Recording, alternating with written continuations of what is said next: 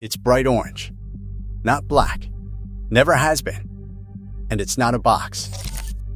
The name that every news anchor repeats after every crash.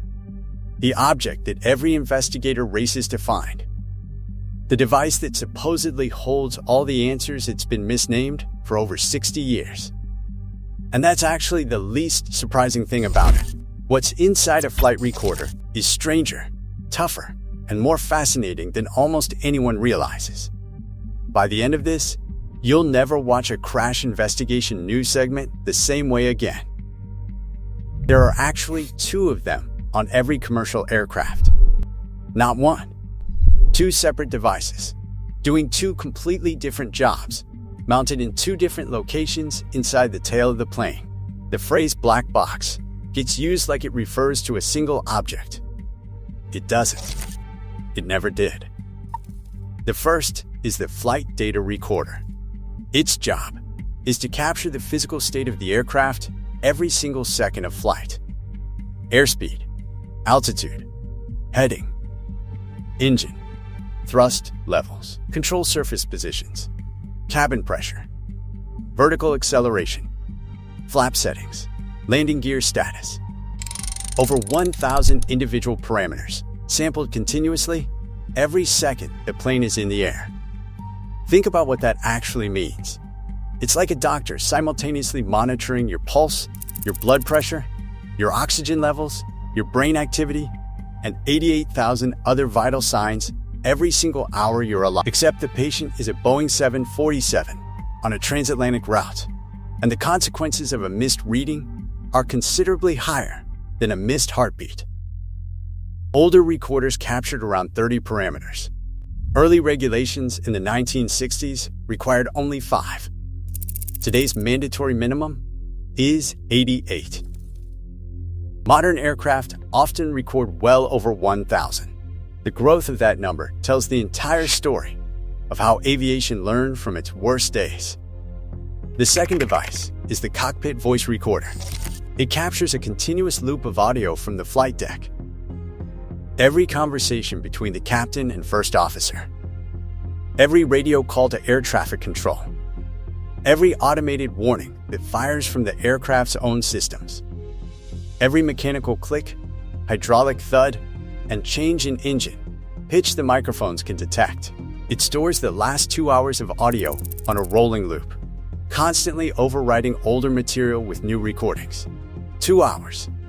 That number was chosen deliberately after decades of accident analysis. Almost every accident sequence from the first detectable sign something is wrong to the moment the aircraft stops moving falls within a 2-hour window. Long enough to capture the complete picture, short enough that the storage stays reliable. Now here is where common sense completely breaks down. If these 2 devices are the most important objects aboard the aircraft, after an accident, why aren't they mounted at the front of the plane where recovery teams can reach them immediately? Why not build them directly into the cockpit, right next to the pilots generating the data? Because the front of the aircraft is precisely where you never want them. In the vast majority of serious aviation accidents, the nose absorbs the worst of the initial impact. It strikes the ground first. It compresses first. In a post-crash fire, the cockpit area reaches lethal temperatures within minutes. Placing the recorders there would be the engineering equivalent of storing your most critical documents in the room of your house, most likely to burn down first. The tail survives, statistically, structurally, and repeatedly across decades of accident investigation. The tail section of a commercial airliner is the most survivable zone in a high-energy impact. The physics of a forward impact concentrate destruction toward the nose. The rear of the fuselage frequently remains relatively intact, even when the forward sections are catastrophically damaged.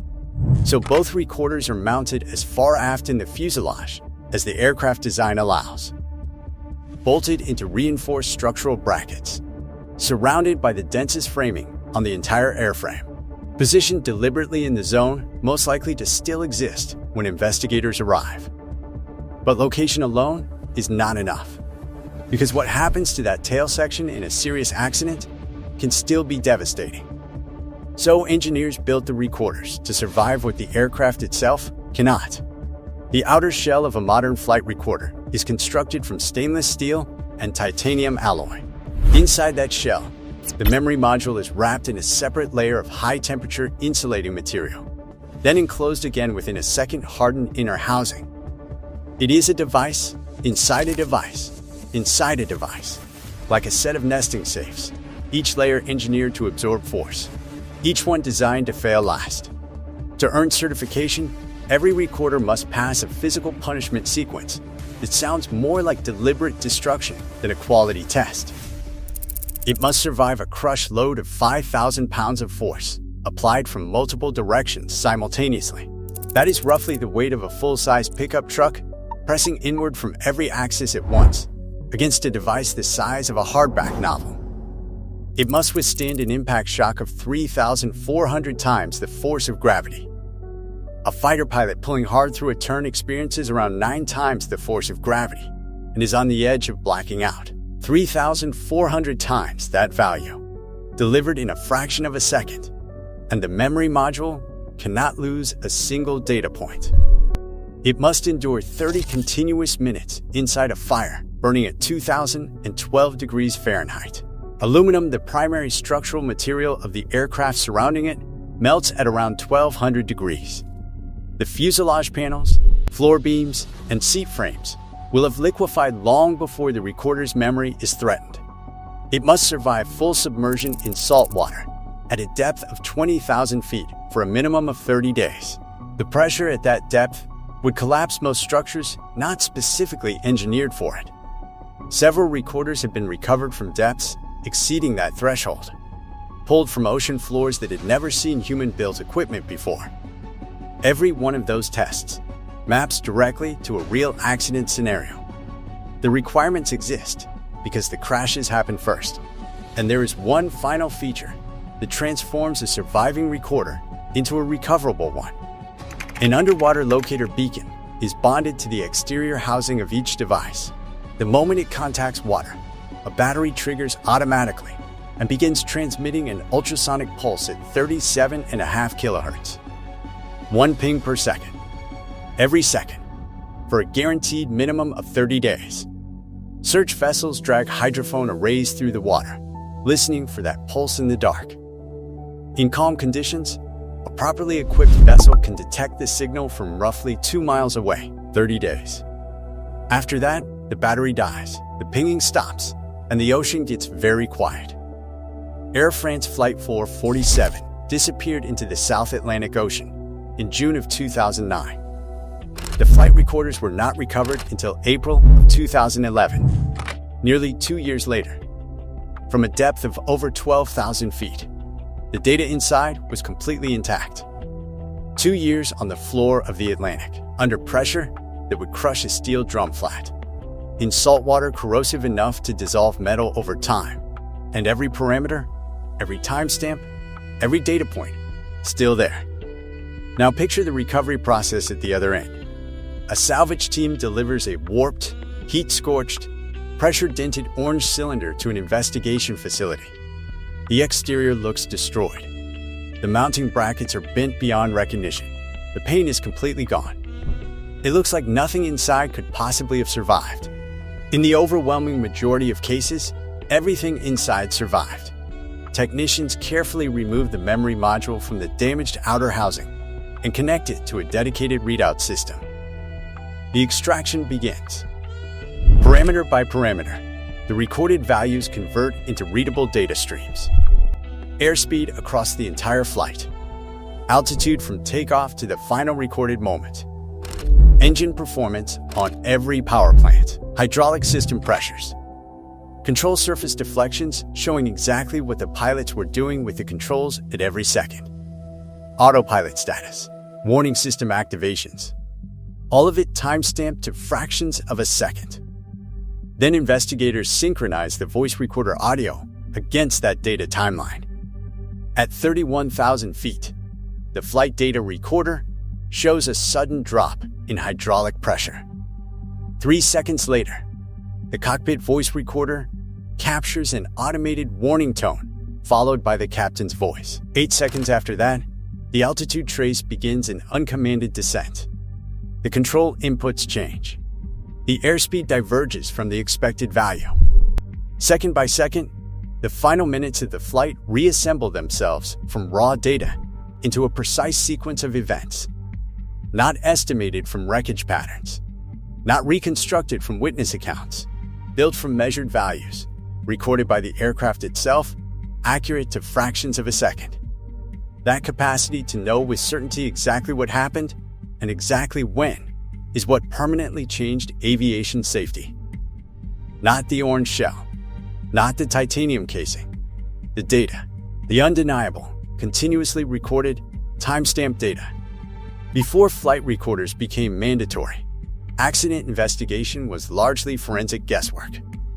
Investigators studied wreckage, interviewed survivors, tested component failures in labs, and built probable cause narratives from incomplete evidence. Sometimes they got it right. Often, the true cause remained uncertain. Flight recorders closed that uncertainty permanently.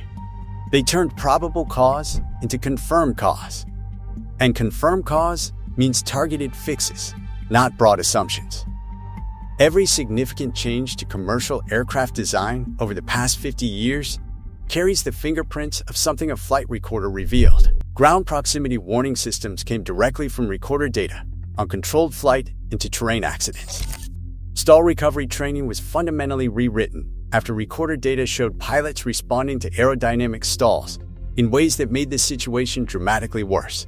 Traffic collision avoidance systems were designed around mid-air collision data, pulled from recorders that survived impacts the aircraft did not. The recorders do not just document what went wrong. They generate the specific, actionable knowledge that prevents the same thing from happening to the next crew. Commercial aviation today carries over 4 billion passengers per year.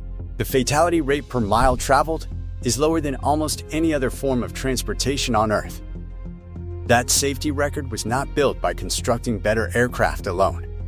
It was built by learning ruthlessly from every accident. And the flight recorder is the primary instrument of that learning.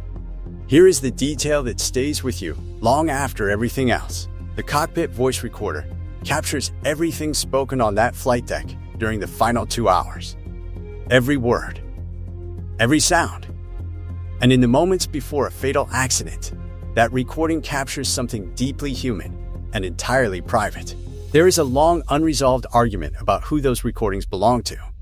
Aviation authorities hold them back from public release in most jurisdictions, protecting them strictly for safety investigation. Pilots' unions argue the recordings represent a fundamental privacy violation. Workers who never consented to have their final moments preserved and potentially broadcast. Families of victims have sought access. Courts have fought for disclosure. Recordings have been leaked, published in transcript form, and played in open proceedings against the explicit objections of safety investigators, who argue that publicizing cockpit audio will make future crews less candid and ultimately make flying less safe. The data belongs to everyone working to prevent the next accident, but the voices belong to people who had no idea they were recording their last conversation. That tension does not resolve cleanly. It sits at the center of every major crash investigation, and it has never been fully answered. If that pulled at something in you, the systems behind modern aviation are full of moments exactly like this, where engineering precision and deeply human questions land in exactly the same place at the same time. The Orange Box is just the beginning. Subscribe, and we will